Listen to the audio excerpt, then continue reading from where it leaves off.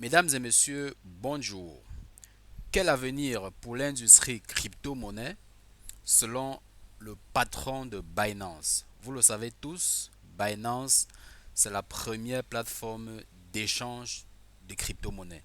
Mesdames et messieurs, vous faites bien de rester scotchés sur cette chaîne YouTube Éducation financière. C'est toujours un plaisir renouvelé d'échanger avec vous, de partager avec vous ce qui peut être important pour votre développement, ce qui peut être important pour vous dans l'industrie du business, dans l'industrie de la crypto, dans l'industrie de la formation tout simplement. Eh bien, j'ai trouvé cette interview qui me semble assez pertinent et nous avons pensé qu'il était intéressant de partager cela avec la communauté éducation financière. Merci une fois de plus pour votre assiduité à cette chaîne. Grâce à vous, on sera bientôt 12 000 abonnés sur cette chaîne. Merci encore une fois de plus et nous ferons du chemin ensemble. Je vous laisse tout simplement le soin de regarder cette interview de ce célèbre patron, Chepin Zhao, en abrégé CZ, comme on aime bien l'appeler sur Twitter et sur les réseaux sociaux. Alors, regardez jusqu'à la fin et on se prend juste après. Je recommande toujours la même chose dans le cas où on a une tolérance au risque suffisante, essayer de se concentrer, de se focaliser sur un petit nombre de projets dont on pense qu'ils vont survivre. Il faut toujours garder en tête que dans l'immédiat, le marché peut encore chuter. On n'en sait rien. Ça peut monter, ça peut descendre. Personne ne sait ce qui va se passer demain. Mais à plus long terme, l'industrie qui est là, elle est là pour rester. Elle ne va pas s'évaporer. Aujourd'hui, il y a de plus en plus d'applications en cours de développement et de plus en plus de gens dans le domaine. C'est une industrie en croissance, en expansion. Donc si on se fixe sur un horizon à 5, à 10, à 20 ans, on est sur un secteur très prometteur. Évidemment, c'est très difficile de prédire l'avenir. Mais historiquement, nous avons vu émerger des cycles assez précis de 4 ans. Il y a beaucoup de choses dans le monde qui tournent autour de cette durée de 4 ans. Le halving du Bitcoin a lieu tous les 4 ans. Les élections présidentielles aux États-Unis prennent place tous les 4 ans. Et la bourse semble aussi avoir un comportement cyclique qui se répète tous les 4 ans. Tout ça, c'est ce qu'on peut dire si on prend les données historiques. Ça ne signifie pas forcément que le prochain cycle durera exactement 4 ans. Mais je pense qu'il y a une assez bonne probabilité pour que ça se produise. Si on prend les autres choses que vous avez mentionnées précédemment, l'inflation, la guerre, etc., toutes ces choses devraient vraiment accélérer le développement de l'industrie crypto, puisque ce genre de calamité pousse les gens à vouloir. L'inflation devrait inciter les gens à investir dans un actif dont la quantité est limitée et fixe. Plus la finance globale est fragmentée, plus des monnaies mondiales comme le Bitcoin brillent et attirent à elles de nouvelles parts de marché. Plus les problèmes s'accumulent, plus les avantages des cryptos et des blockchains apparaissent au grand jour et sont de plus en plus indéniables. Alors, pour être honnête, pour être vraiment franc, j'ai été un peu surpris que le Bitcoin ne monte que jusqu'à 68 000 $. Je pensais qu'on allait faire un all-time high beaucoup plus haut que ça. Mais je me suis trompé, je ne suis pas doué pour ce genre de prévision. En tout cas, toutes les dynamiques qu'on a citées devraient théoriquement amplifier l'adoption de la crypto. Je dois dire que le fait qu'en ce moment nous sommes dans un bear market, un hiver crypto, est aussi un peu surprenant pour moi. Mais bon, personne ne peut prédire les marchés, et certainement pas moi. Mais toutes ces logiques d'adoption fonctionnent sur des intervalles de temps plus longs, selon mon expérience.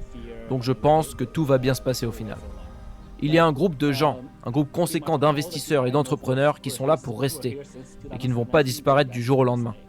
Évidemment, il y a des petits nouveaux qui sont choqués, qui sont surpris par la volatilité du marché, qui prennent peur et qui s'en vont. Mais la plupart des gens que je connais, qui sont dans l'écosystème depuis 2017, sont là pour rester. Pour ce qui est des entreprises, je leur recommande d'avoir au moins de quoi tenir 10 ans en réserve, sans compter les revenus au cas où les cash flows se tarissent. Très peu d'entreprises traditionnelles peuvent parvenir à accumuler un tel capital. Mais dans le monde de la blockchain, en réalité, ce n'est pas si difficile à atteindre. Chez Binance, avec la Binance Coin, dont la capitalisation boursière totale est d'environ 40 milliards de dollars, nous avons une portion allouée à l'équipe que nous n'avons jamais utilisée et qu'on s'est engagé à brûler, mais nous avons aussi des revenus qui sont de l'ordre de dizaines de milliards de dollars. Comme nous, la plupart des entreprises crypto ont des réserves de liquidités conséquentes et une trésorerie dans le vert qui pourrait potentiellement les soutenir pendant de nombreuses années. D'autre part, dans le secteur, les entreprises ont tendance à avoir un business model très clair et très simple, qui dégage des revenus. Et dans le domaine, ce n'est pas difficile pour une bonne entreprise de générer des profits. C'est pour toutes ces raisons que je ne m'inquiète pas trop pour la longévité des entreprises dans la crypto. Je pense qu'elles peuvent rester à flot pendant très longtemps. Je pense que la crypto est une technologie puissante qui peut développer la liberté monétaire et la liberté de transaction pour des milliards de personnes dans le monde. Historiquement, quand on rend possible et qu'on favorise de nouvelles formes de liberté, sans sacrifier d'autres aspects comme la sécurité, le respect de la réglementation, la facilité d'utilisation, un coût bas, etc., quand on développe ces nouvelles libertés, on constate que la civilisation avance. Par exemple, dans le cas de la liberté d'expression, qui n'existe aujourd'hui que dans certains pays, de la liberté de la presse, aussi seulement dans certains pays, le droit à l'information, à l'éducation, l'interdiction de l'esclavage, les nouvelles technologies monétaires que nous avons aujourd'hui permettent d'augmenter considérablement la liberté de leurs utilisateurs. L'argent, tel qu'il existe aujourd'hui, n'est pas si libre que ça.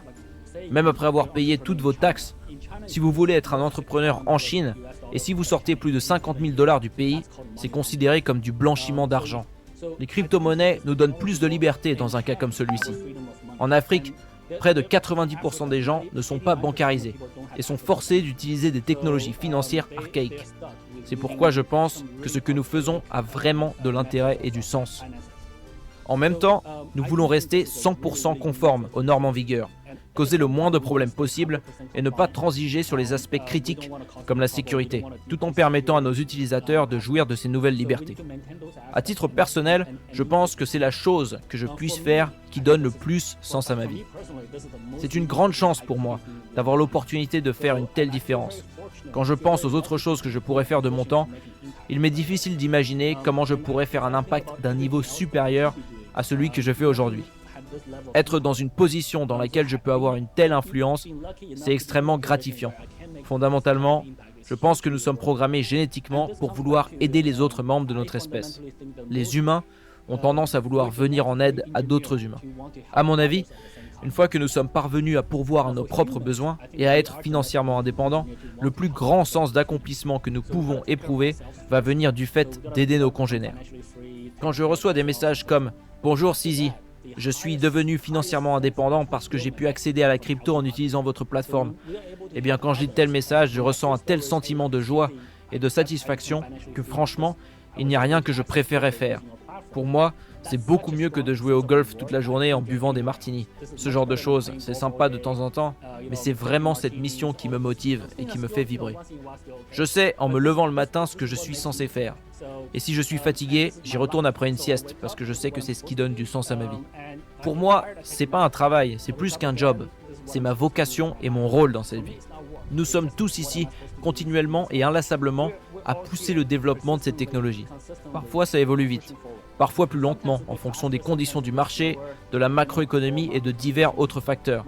Mais nous sommes ici pour rester et pour pousser cette industrie toujours plus loin.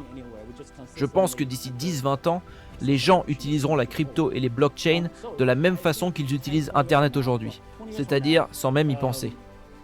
Ce n'est pas comme si je disais « Hey, je vais utiliser Internet pour t'envoyer un message ». On dit simplement qu'on envoie un message parce que le fait d'utiliser Internet pour ça va de soi. Il existe de nombreuses applications différentes de ces technologies dont je pense que d'ici 10-20 ans, nous aurons... Quoique, 10 ans c'est peut-être un peu ambitieux, vu que quand on regarde Internet aujourd'hui, la visioconférence, tout ça ne fonctionne pas encore parfaitement bien.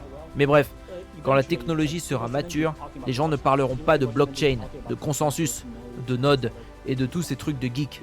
Les gens se diront juste « Je viens d'envoyer de l'argent, je fais une collecte de fonds internationale » ou bien « Je vends mon art dans le monde entier, je vais prendre des cours de fitness dans le métaverse ». Tout devrait se dérouler naturellement et sans accroc, sans avoir à faire référence aux technologies sous le capot. Et tout ça, je pense que nous y parviendrons. C'est juste une question de temps. C'est juste une question de temps, comme vous venez de l'entendre, mes chers membres de cette communauté. Vous venez là d'écouter le patron de Binance qui a retracé ce qu'il pense de l'avenir de la blockchain, de l'avenir de la crypto-monnaie. On a parlé de liberté de transaction, de la volonté d'aider les autres, mais ce qui me marque le plus, c'est qu'il précise que d'ici 10-20 ans, on utilisera la blockchain on utilisera les crypto-monnaies comme nous utilisons Internet au jour d'aujourd'hui. Je pense que à l'entendre d'une voix aussi autorisée, nous pouvons rester confiants en cette technologie. Nous pouvons rester tout à fait sereins en nous rassurant que nous sommes sur le bon chemin. Mais, mesdames et messieurs, je pense que vous avez bien compris que le maître mot dans ce domaine, c'est la patience. Il a bien dit, beaucoup prennent peur lorsqu'il y a la chute dans le marché et s'en vont. Ceux-là sont des meilleurs perdants. Il faut être patient. Il ne faut pas se précipiter lorsqu'on veut s'investir dans l'industrie de la crypto-monnaie parce que les bonnes choses prennent du temps à se mettre en place. Mesdames et messieurs, comment donc faire pour rester patient lorsque nous avons des pressions quotidiennes, lorsque nous avons des besoins quotidiens à accomplir? Comment faire pour rester patient? Comment faire pour acquérir cette éducation-là qui doit nous amener à pouvoir tirer le meilleur de ces opportunités crypto? Je pense que c'est la raison pour laquelle nous avons créé une communauté stratégie MLM. Vous avez le lien en description de cette vidéo. Si ça vous tente, rejoignez-nous dans cette communauté et ensemble, nous verrons comment travailler ensemble. Nous verrons comment travailler main dans la main pour pouvoir nous en sortir gagnant-gagnant dans toutes ces opportunités qui nous arrivent. Une fois de plus, passez une agréable journée et à très très bientôt pour une prochaine vidéo.